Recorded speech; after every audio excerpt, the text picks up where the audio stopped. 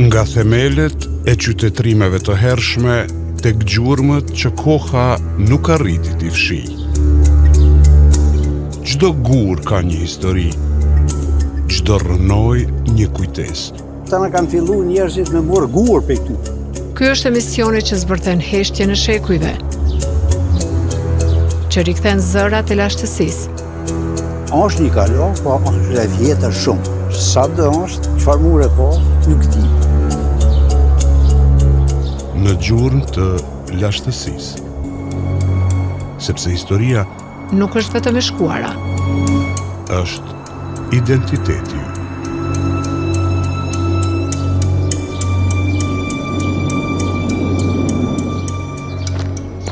Pepaj, Lubozhde i Stokut, zëri një qytetrimi të hershëm në tokën e Dardanëve.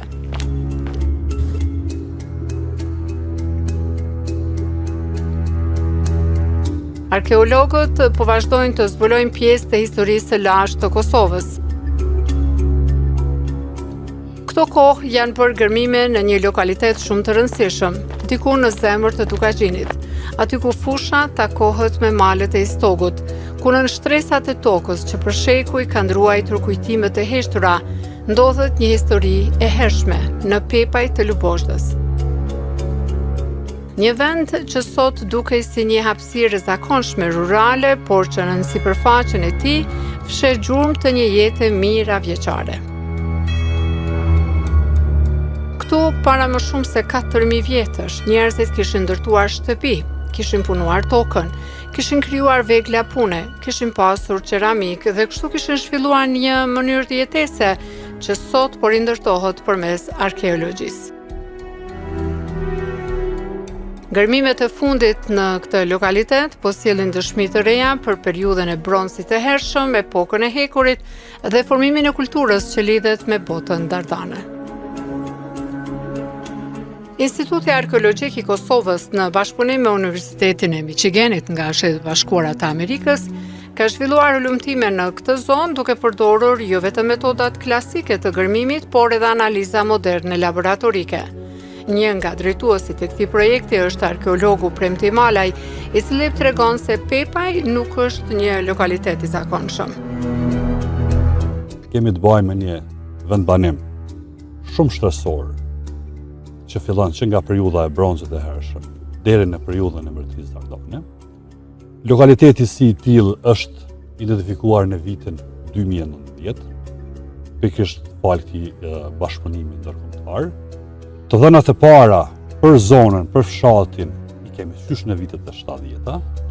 Bëhet fjalë për disa tuma të cilat ndodhet në pjesën jugore të fshatit, ndërsa vendbanimi ku janë realizuar këto gërmime është identifikuar në vitin 2019. Pra nuk është thjesht një vendbanim i thjesht, por po flitet për një vendbanim që është rreth 20 hektar. Kjo do të thotë e përcaktuar mbi bazën e gjetjeve sipërfaqësore, po ashtu të testeve të vogla të cilat janë realizuar në vitin 2019, ndërsa kemi edhe ngjëzime gjeofizike të realizuara në këtë periudhë. Një vendbanim shumë shtresor do të thotë se në të njëjtën hapësirë janë gjetur gjurmë të disa periudhave historike të vendosura njëra mbi tjetrën, duke dëshmuar vazhdimsinë e jetës njerëzore në këtë territor. Gërmimet më të plota në këtë zonë kanë filluar vitet e fundit, fillimisht janë realizuar sondazhe të vogla të cilat shërbejnë për të kuptuar se çfarë fshihet nën tokë, thot profesor Alaj. Si gërmim, realisht ka filluar si gërmim më i plot në vitin kaluar. Ne në disa pjesë të kësaj zone kemi bë gërmime sondazhe, gërmime të vogla, thonë dikon ne me ne. Dhe pikërisht në pjesën ku ne jemi këtu, pam që ka shtresë kulturore shumë të pasur dhe këtë vit vazhdu me këtu gërmime me një sondazh në një kvadrat rreth 4x4, i cili rezultoi mjaft suksesshëm. Pra ne fillum thash në kvadratin në sondën ku ne patëm fillu vitin e kaluar, ndërsa këtë vit thash u zgjerum për çka që dojmë me gjetjen e një mbetjen e një banese të periudhës së bronzit. Megjithatë, E thash edhe në fillim, vendbanimi është shumë shtresor, pra daton që nga periudha e bronzit hershëm dhe ka një kontinuitet për gjatë 3 fazat e tij, pastaj gjatë periudhës së hekurit dhe deri në periudhën e mbretërisë Dardane.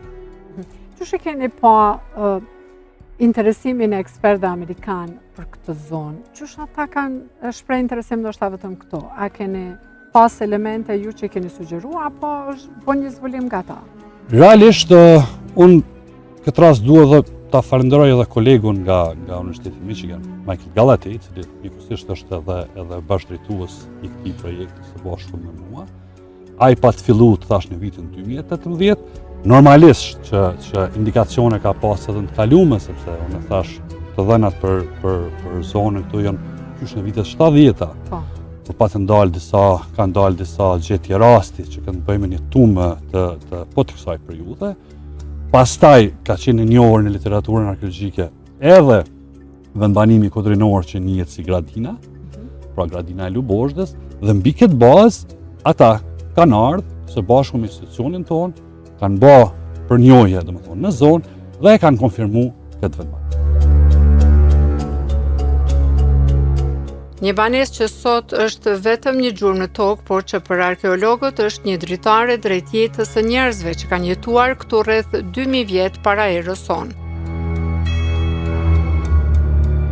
Ata nuk lanë pas dokumente të shkruara, por lanë objekte, qeramik, vegla pune, mjete prej guri, stoli, gjurmë të jetës së përditshme e pikërisht përmes tyre shkenca po rindërton historinë. Çdo shtresë e tokës në Pepaj bart një histori pra. Për arkeologët, një fragment i vogël qeramike, një copë kocke apo një vegël guri nuk janë thjesht objekte të vjetra, ato janë dëshmi të një jete të kaluar. Profesor Premtim Malaj thotë se janë pjesë të një mozaiku që tregon se si jetonin njerëzit mira vite më parë. Në thellësi të këtij lokaliteti, arkeologët kanë arritur të zbulojnë gjurmët e një banese të periudhës së bronzit, por si dukeshin këto banesa, si ndërtoheshin ato.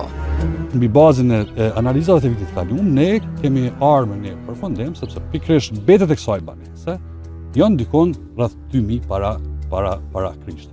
Dhe kjo na ndihmon shumë, domethënë është si pikë referente edhe për lokalitetet e tjera, sepse nuk është vetëm ky lokalitet në Pepaj, Kosova shumë e pasur edhe me lokalitete të tjera, dhe mbi bazën e mostra, mbi bazën e analizave, sepse ne realisht e datojmë pak a shumë mbi bazën e tipologjisë së qeramikës apo gjetjeve të tjera të stolive, tani kemi edhe analiza laboratorike, të cilat e datojnë sakt periudhën kur është banu dhe kanë jetu ata njerëz në këtë vend. Profesor, çu filloni një gërmim? Sa thellë duhet shkohet?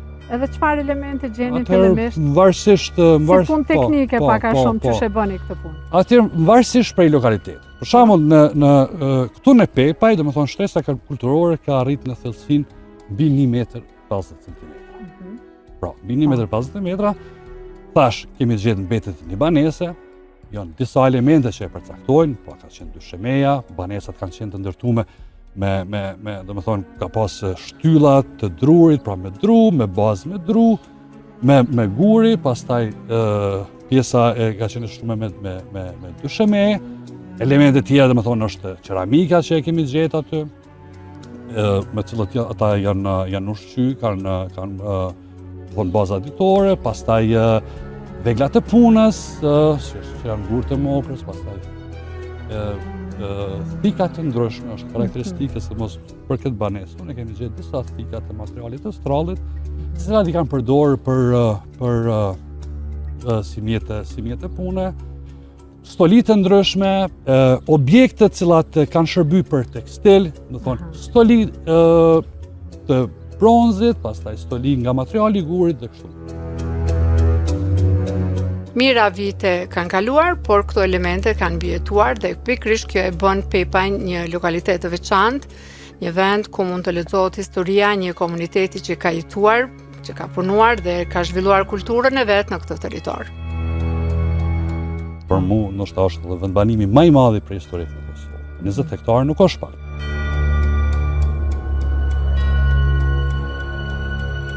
Rëndësia e Pepajt nuk lidhet vetëm me vendbanimin, në afërsi ndodhen edhe tumat e Lubozhdës, varrezat monumentale të periudhave të hershme.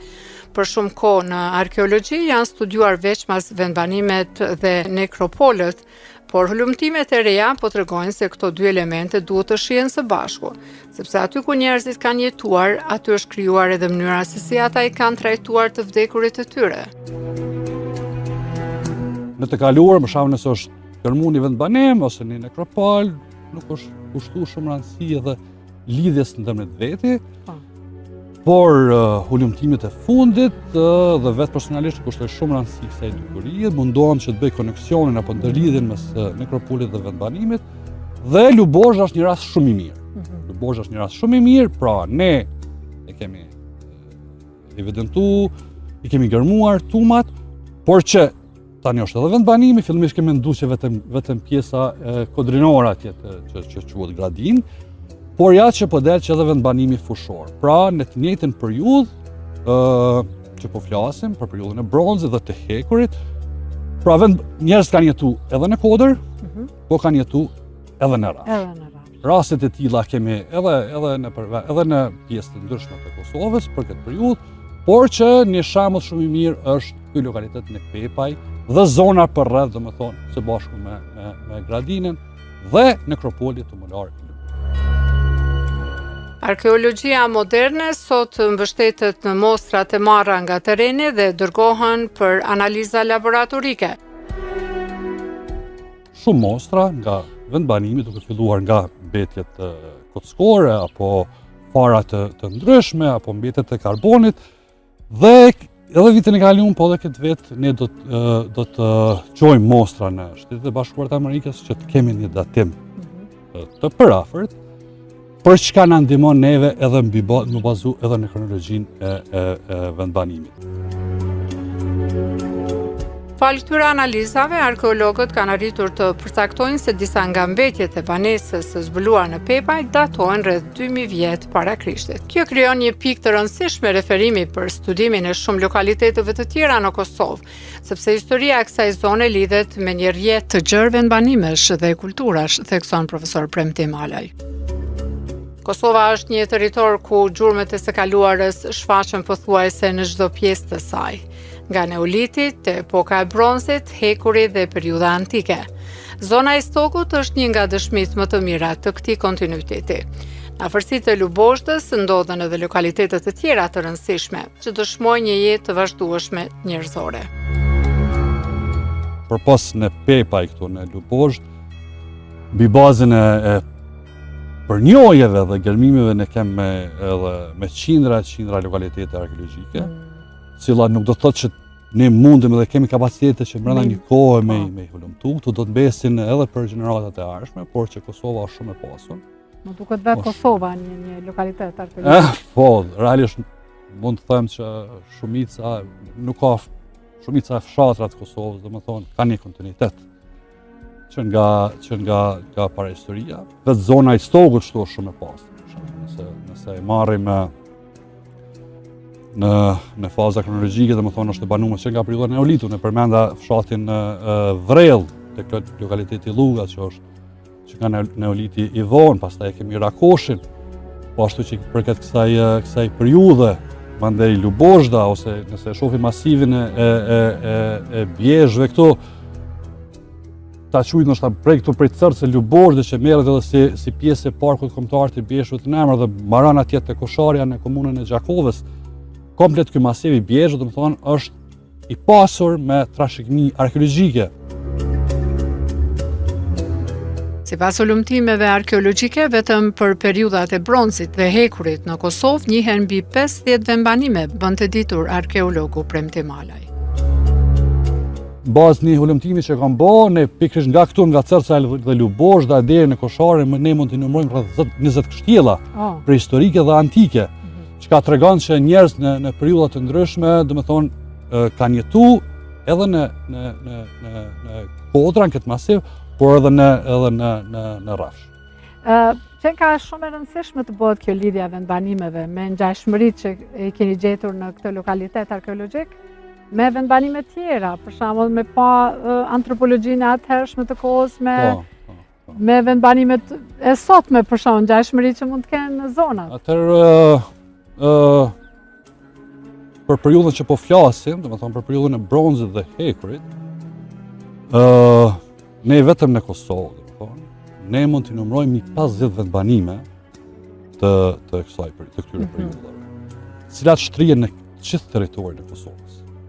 Pra, edhe në rrafshin e Llugazhimit për kemi këtu, po edhe në pjesën qendrore. Domethënë tashmë i keni prekur atë. I keni identifikuar. Po janë të identifikuar.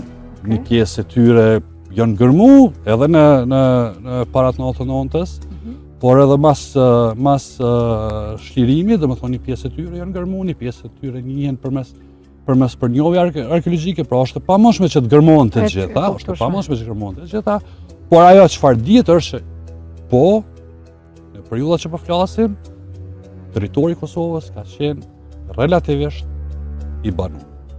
Pra ne mund të numërojmë thash mbi 50 vendbanime të këtyre periudhave, edhe të bronzit, edhe të hekurit. Dhe po aq dhe më shumë nekropole. Domethënë, dhe e mira e saj është, e thash edhe në fillim, koneksioni apo ndërlidhja mes vendbanimit dhe nekropolit.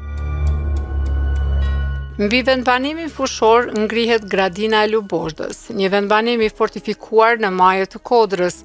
Nga aty shtrihet një pamje e gjerë mbi territorin përreth, një pozitë që nuk ishte zgjedhur rastësisht, ishte një pikë komunikimi dhe kontrolli. Rasti i Gradinës së Lubozhdës, në Kodra që ndodhet përpara neve. Hajde kemi pa Gradinën. Po, kjo është Gradina e naltë, është një gradinë, është një kështjellë ta quaj, me një sipërfaqe jo shumë të madhe. Pra, muret ato ledhët rrethuese brenda saj, domethënë brenda këtyre ledhëve rrethuese ka një sipërfaqe rreth 0.6 hektar. Është i fortifikuar, pra ledhët kanë një trashësi ta quaj deri në 4 metra dhe lartësi mbi 1 metër. Dhe sipërfaqja e lartë është rrafësisht është një sipërfaqe e rrafsh. Ku është interesante ajo pjesa e lartë duket pjesa më e lartë e Kodrës, pra është e sheshtë, është një sipërfaqe e rrafë, një përsi të lehtë në drejtim të jugut, i fortifikuar në të gjitha anët me ledhe. Vetëm ana ta quaj veri lindore ka një mbrojtje natyrore prej shkëmbit, ndërsa pjesët e tjera janë të rrethuara me ledhe të periudhës së bronzit dhe hekurit. Domethënë atëherë kanë fortifikuar. Atëherë, pra ndërsa për pjesën fushore ne ende nuk kemi informacione sepse është bërë vetëm një hulumtim nëse ka qenë i fortifikuar apo jo, por nuk e besoj, ndërsa pjesa lart ka qenë i fortifikuar. Pra në të njëjtën kohë njerëz kanë jetuar edhe sipër në Kodër, por e kanë shfrytzuar edhe terrenin fushor. Nga kjo pikë mund të shihen edhe lokalitetet të tjera arkeologjike, një dëshmi se komunitetet e lashta nuk kanë jetuar të izoluara. Ata kanë komunikuar, kanë shkëmbyer mallra dhe kanë krijuar lidhje me territore më të largëta. Pozita e saj është më e gjepse, nëse nga lart domethënë ka një komunikim shumë të mirë me shumë kështjella. Edhe prehistorike dhe antike, pra nga aty me sinjale. Me sinjale. E shef edhe Syriganën, e shef edhe Zatriqin, e shef ndoshta edhe Korishën edhe kështu me radhë. Pra ka një koneksion, një ndërlidhje ndërmjet vjet. Sa shumë interesante, domethënë shumë teza për studim. Absolutisht po, domethënë shumë teza për studim, por edhe shumë disciplinar, shumë multidisciplinare që shohet. Dhe pikërisht këto projekte neve na ndihmojnë sepse kemi mundësinë që të bëjmë edhe analiza, të bëjmë datime të sakta, dhe këto janë të mirë së ardhura, dhe po normalisht janë multidisciplinare, por Pepaj dhe Lubozhda në veçantë është një mozaik. Është një mozaik shumë i mirë, pra që i ka të gjitha, ka edhe varrezën, ka edhe vendbanimin fushor dhe ka edhe vendbanimin kulturor. Profesor Premtim Malaj thotë se një nga dëshmitë më interesante të këtij lokaliteti janë edhe importet. Materiali i cili përcakton këtë periudhë është pikërisht janë edhe importet. Janë edhe importet, të cilat ne kemi gjetur në Pepaj.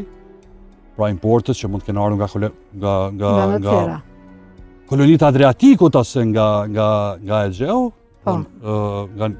Se ka sinjale, ka shenja. Ka fragmente, do të thonë ka fragmente të fragmente ceramike të lyra me vernik të zi, cilat janë, do të thonë, janë indikator që tregojnë që këto janë importe të sjellura, do të thonë ka pas shkëmbime tregtare. Ato importe kemi gjetë edhe në pjesën kodrinore, pra edhe në pjesën fushore dhe po ashtu edhe në tumat që e përmendet, do të thonë. Madje këto sepse përpas Lubozhës, do të thonë është një nekropol i Banjas së Pejës,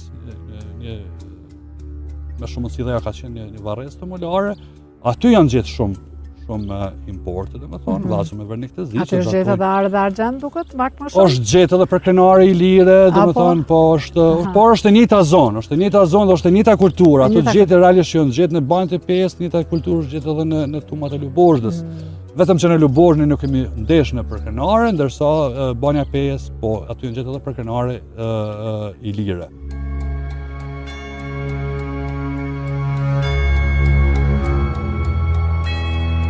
Këto të dhëna e vendosin Pepajn dhe Lubozhdën në një kontekst më të gjerë të zhvillimit të shoqërive që paraprin formimin e mbretërisë dardane. Një periudhë kur në këtë territor filluan të krijoheshin strukturat më të organizuara shoqërore. Historinë pra nuk mund ta ruajnë vetëm arkeologët. Ajo ruhet edhe nga ne, nga qytetarët. Shumë lokalitete në Kosovë janë zbuluar pikërisht fal informacioneve të banorëve. Një fragment ceramike i gjetur gjatë punimit të tokës mund të jetë një pjesë e rëndësishme e historisë.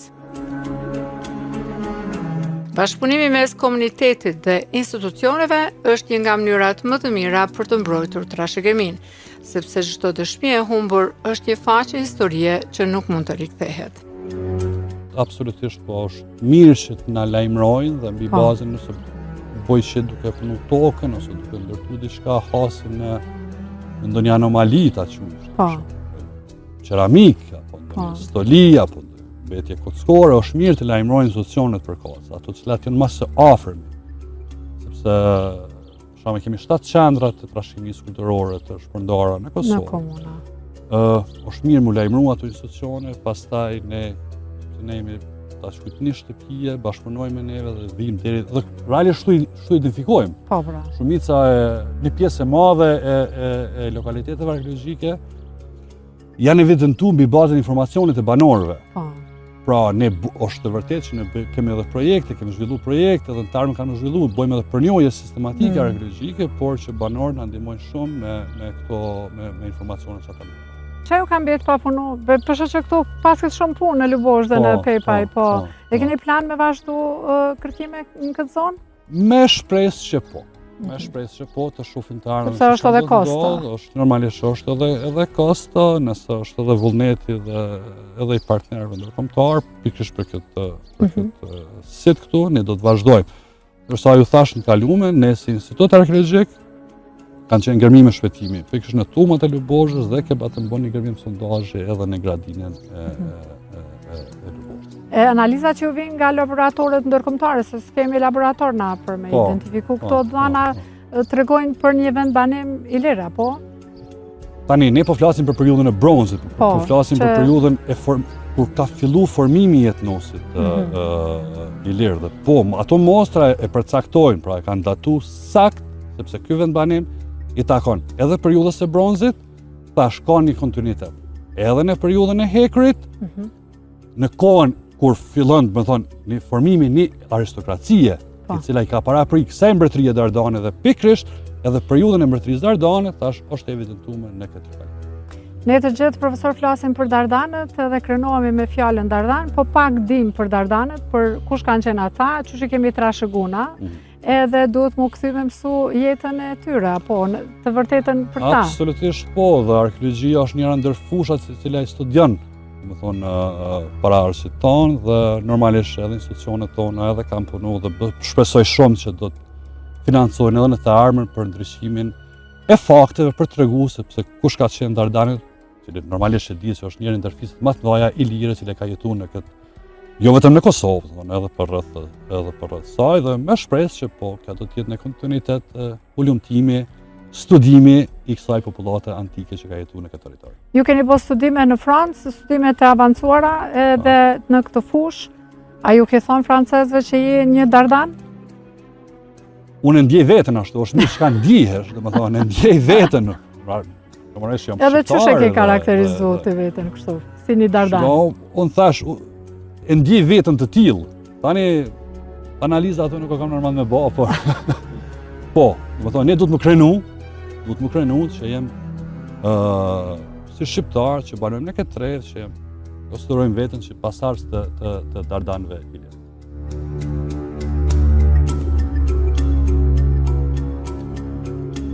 Në Pepaj të Lubozhdës, toka vazhdon të flasë, ajo tregon historinë e njerëzve që jetuan këtu mira vite më parë, njerëz që ndërtuan shtëpi, që punuan tokën, që krijuan vegla, varrosën të dashurit të tyre dhe lanë pas gjurmë që sot na ndihmojnë të kuptojmë rënjet tona.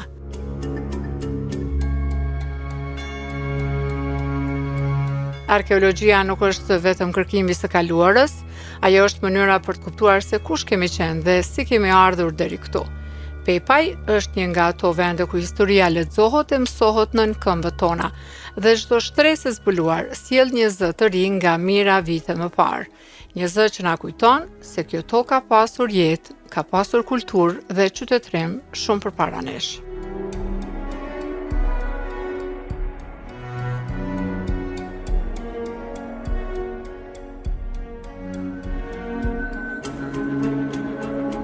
Dëgjuat emisionin Në gjurmë të lashtësisë, autore Hyrte Jeci.